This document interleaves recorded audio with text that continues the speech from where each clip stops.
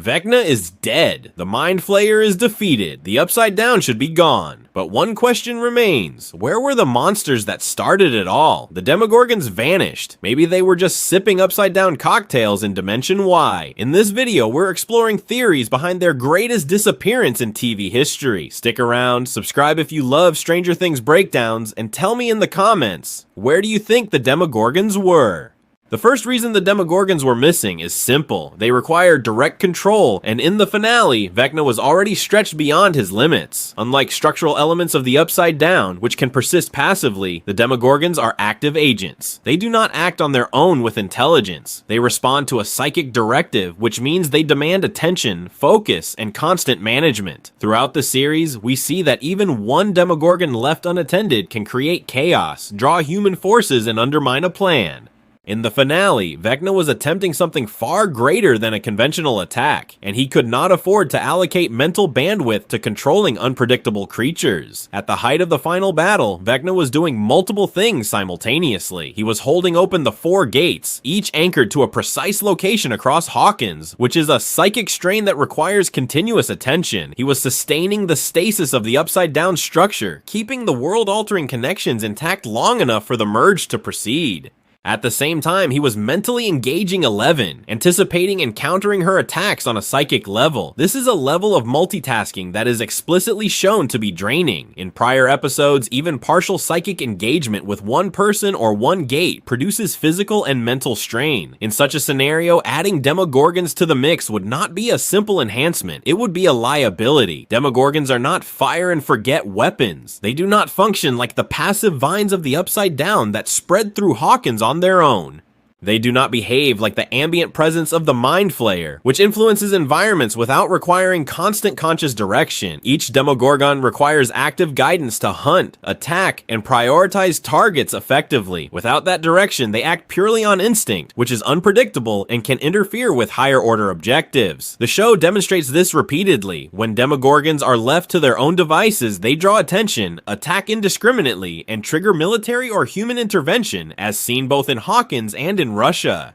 In the finale, Vecna could not risk such disruptions. Faced with this limitation, Vecna had to prioritize. He chose to focus on the gates, the psychic alignment, and the integrity of the Upside Down itself over deploying physical monsters. He chose to rely on the environment as his weapon rather than individual beasts. The stakes were no longer about killing or intimidation. They were about becoming a godlike force that could restructure reality. Ground troops and beasts, no matter how deadly, were insufficient for this purpose and would have been a distraction from the singular objective. Every element of his plan was mental and structural, leaving no room for tactical creatures that require constant oversight. The logical outcome is clear. The Demogorgon's absence was not an oversight. Vecna's own limitations, combined with the scale of his plan, made their deployment impossible without compromising his strategy. In a battle defined by psychic mastery and environmental manipulation, the Demogorgons would have been a liability, not an asset. This explains why even in a moment that seemed perfect for chaos and spectacle,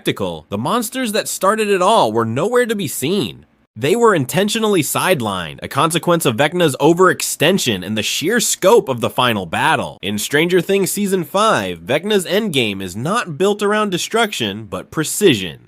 His plan depends on 4 specific psychic murders, each opening a gate at an exact location. These gates are not random breaches, they are anchors, meant to weaken the barrier between worlds until Hawkins and the Upside Down begin to overlap. Everything about this plan requires timing, alignment, and control. Demogorgons are the opposite of that. Throughout the series, they are shown as physical predators driven by instinct. They hunt, they kill, and they attract attention. Whenever a Demogorgon appears, containment fails. In Season 1, it draws government intervention. In Season 2, the Demodogs trigger full-scale military response. And in Season 4, a single Demogorgon in Russia requires constant suppression. They do not operate quietly, and they do not stay unnoticed. During the merge, Vecna cannot afford that kind of disruption. A Demogorgon loose in Hawkins would would provoke an immediate armed response, accelerate 11's involvement, and destabilize the careful sequence of events his plan depends on. Vecna is not trying to win a battle on the ground. He is trying to hold multiple gates open while maintaining a psychic connection strong enough to tear reality itself. This difference is visible in Vecna's behavior. In the finale, he does not rush, swarm, or overwhelm. He isolates targets, strikes methodically, and remains hidden while the gates do the work for him.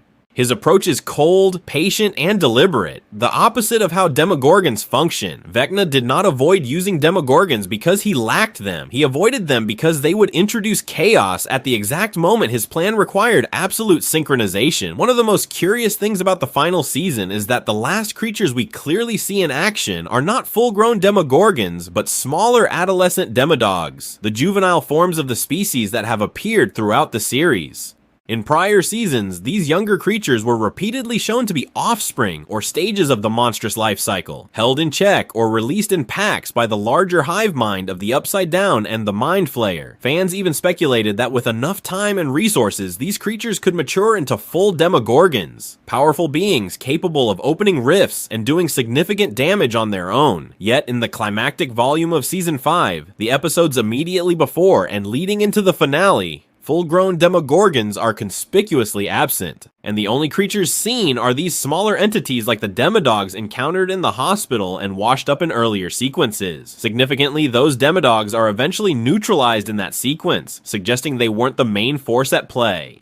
This opens up an intriguing theory. By the time we reach part 2 of the final season, Vecna's hold over the Upside Down's army may have been weakened, either because he has been forced to focus his psychic energy on higher order tasks like holding open gates, maintaining the structure of the Abyss, and engaging 11 mentally, or because the larger creatures were already drawn into previous conflicts or absorbed into the Mind Flayer's own transformation. In this context, controlling large autonomous Demogorgons would require significant psychic bandwidth Vecna simply did not have while orchestrating the merge. We saw in Season 4 that even a single Demogorgon in Russia demanded focused containment and effort to suppress. Scaling that up would stretch any psychic controller thin, so instead, the only creatures left under his partial influence were the adolescent forms, the Demodogs, which by nature are smaller, less independent, and easier to direct with limited psychic input.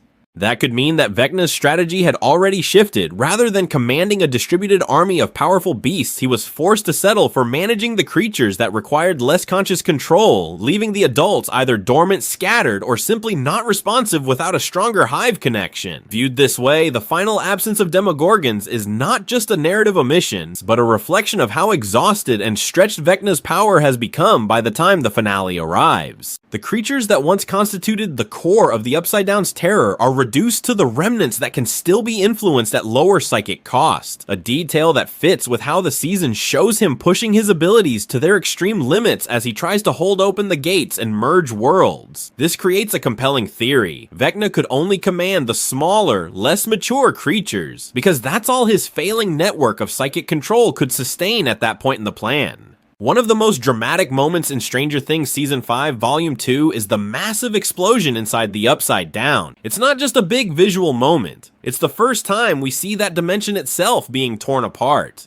What if that explosion didn't just damage the Upside Down, but wiped out the ecosystem that supported Demogorgons? Throughout the series, Demogorgons appear tied to the Upside Down's stability and its psychic network, first under the Mind Flayer, then under Vecna.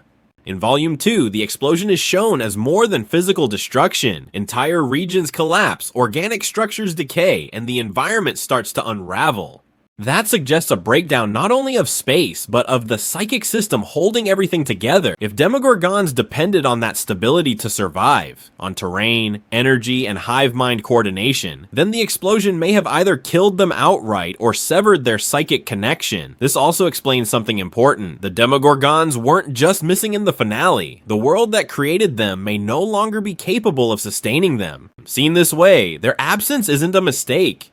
It's a consequence. The Upside Down was breaking apart on screen, and its largest predators may have been the first casualties.